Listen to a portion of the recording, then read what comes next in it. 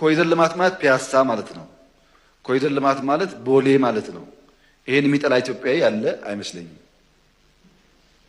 ኮሪደር ልማት ማለት ኢትዮጵያን የሚመጥን ከተማ መገንባት ማለት ነው።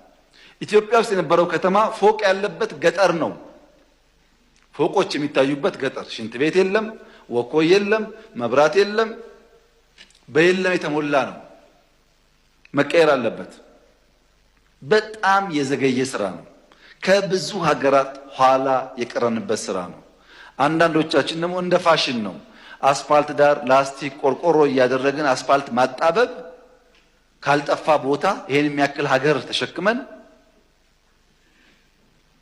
መጥፎ ልማድ ስለሆነ ተጋፍጠነዋል። ፈተና አለበት፣ ችግር አለበት፣ ግን ውጤት እያመጣንበት ነው። በ2050 ከተሜነት ወደ 60% ያድጋል። አብዛኛው ሰው